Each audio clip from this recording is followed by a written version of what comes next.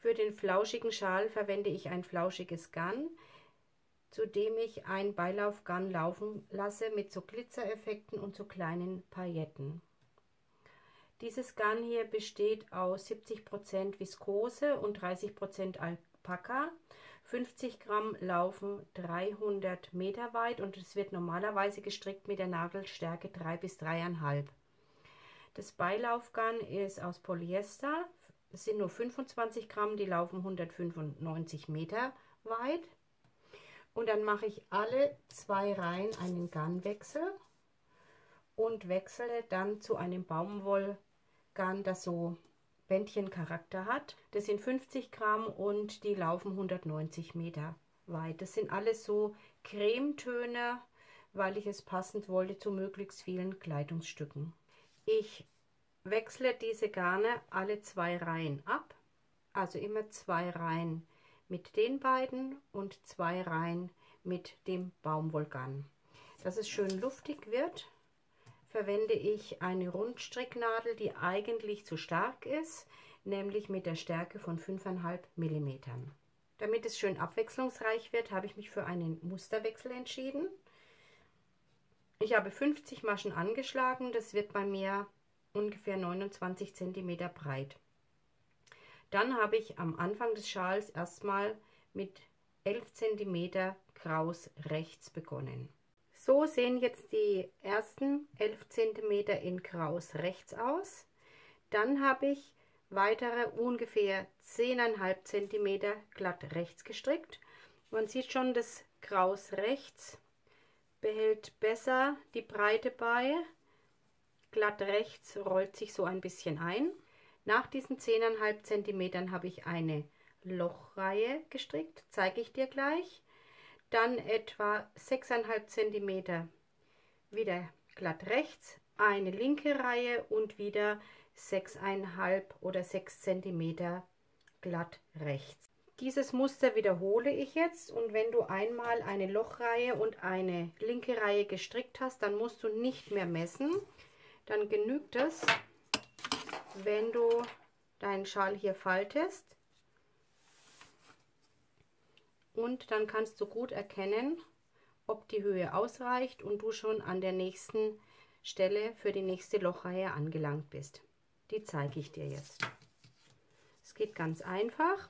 Du kannst hier erkennen, die letzten beiden Reihen habe ich mit dem Bändchengarn gestrickt und davor die beiden Reihen mit dem flauschigen Garn und mit dem Glitzerfaden. Damit mache ich also jetzt weiter. Ich hole mir den Faden hier hoch, also in dem Fall die 2 Fäden, und stricke ganz normal eine Randmasche. Die nächsten 2 Maschen auf der Nadel, die 2 hier, stricke ich einfach rechts zusammen und dann lege ich einen Umschlag. Und so geht es jetzt weiter. Immer 2 Maschen rechts zusammen, einen Umschlag. Einfach so den Faden über die Nadel legen. 2 Maschen rechts zusammen, einen Umschlag. So mache ich das jetzt die ganze Reihe. Ich bin fast am Ende der Reihe. Umschlag habe ich hier liegen. 2 Maschen rechts zusammen, ein Umschlag, 2 Maschen rechts zusammen, ein Umschlag. Ich ende mit einem Umschlag, weil ich begonnen habe mit 2 Maschen rechts zusammen, und so bleibe ich dann immer bei der gleichen Maschenzahl. Die Rückreihe wird einfach mit linken Maschen abgestrickt, also Randmasche, hier kommt der Umschlag, stricke ich eine linke Masche, hier waren die 2 Maschen rechts zusammen, linke Masche, Umschlag, gibt eine linke Masche und so stricke ich die Reihe zu Ende. Nach der Rückreihe kannst du schon gut die Löcher erkennen, die hier entstehen. Es kommt jetzt wieder ein Fadenwechsel. Ich mache jetzt wieder mit dem Bändchengarn 2 Reihen drauf und stricke wieder diese 6 bis 6,5 cm hoch und dann kommt wieder eine linke Reihe. Du kannst die Abstände natürlich auch anders wählen, unregelmäßig machen oder enger oder weiter wählen, wie es dir gefällt. Ich arbeite oft mit der Methode, alle 2 Reihen das Garn zu wechseln. Gerade wenn man unterschiedliche Farben verwendet, sieht es ja auch sehr schön aus, ohne dass man großen Aufwand hat. Der Faden, den du dann immer aufnimmst nach 2 Reihen, der liegt dann etwas weiter unten hier bei mir. Und bei der Randmasche achte ich halt darauf, dass ich den weder zu eng ziehe noch zu locker lasse, sondern so, dass der eben gut hier dieses kleine Stückchen mit den anderen beiden Reihen da an der Seite entlang läuft. Also die nächsten 2 Reihen folgen wieder im Bändchengarn und dann wechsle ich wieder das Garn. Und nach weiteren 6 bis 7 Zentimetern käme jetzt wieder eine Reihe mit linken Maschen. Das heißt, ich arbeite ja glatt rechts, also Hinreihe rechts, Rückreihe links. Hier würde ich dann die Hinreihe einfach auch mit linken Maschen machen.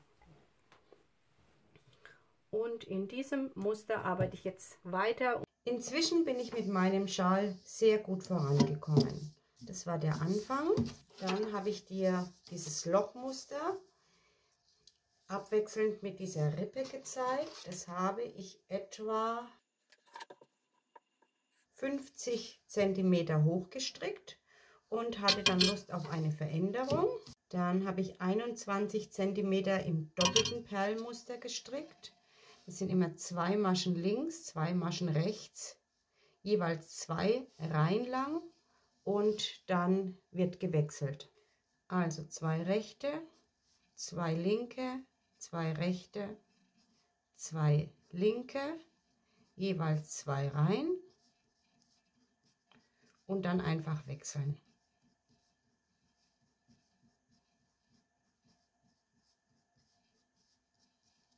So funktioniert es. Danach habe ich wieder das erste Muster gestrickt, auch gut 50 cm hoch. Danach ist mir dann hier das Glitzergarn ausgegangen, habe ich weiter gestrickt ohne das Glitzergarn. Dann 13 cm im Perlmuster, also eine Masche rechts, eine Masche links und auf der Rückreihe das Ganze versetzt. Hier war dann das Bändchengarn zu Ende und jetzt ist nur noch ein Rest von dem flauschigen Garn übrig. Da habe ich dann gute 2 cm glatt rechts und etwa 3 cm kraus rechts, also nur rechte Maschen. Rollt sich das ja am Rand sehr stark ein. Deshalb werde ich den Schal jetzt umhäkeln. Dazu kette ich zunächst alle Maschen locker ab. Randmasche, eine Masche rechts, die vorhergehende Masche über die danach drüber ziehen. 2 Maschen sind auf der Nadel, die vorhergehende wird drüber gezogen. Wieder eine stricken, drüber ziehen. Macht das Ganze nicht zu eng, sonst zieht sich das Ende des Schals zu sehr zusammen. Also immer darauf achten, dass die Maschen schön hier locker bleiben. Wenn du die ersten 10 abgekettet hast, kannst du dir das Ergebnis mal ansehen. Also das ist das Mindeste, das ist schon fast ein bisschen eng. Das heißt, ich mache noch lockerer weiter. Ich habe jetzt die Häkelumrandung so lange gemacht, wie mein Garn reicht. Natürlich hätte ich mit einem anderen Garn die Umrandung noch weiter häkeln können, aber mir genügt es so. Und jetzt vernähe ich alle überstehenden Fäden des Schals.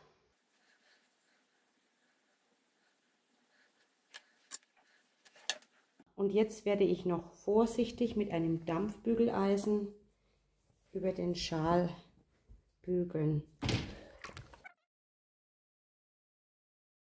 Dann legen sich die eingerollten Ränder noch flach. Ich verwende zusätzlich ein Küchentuch und gehe nicht direkt mit dem Bügeleisen auf den Schal, da ja auch Kunstfaser im Garn vorhanden ist.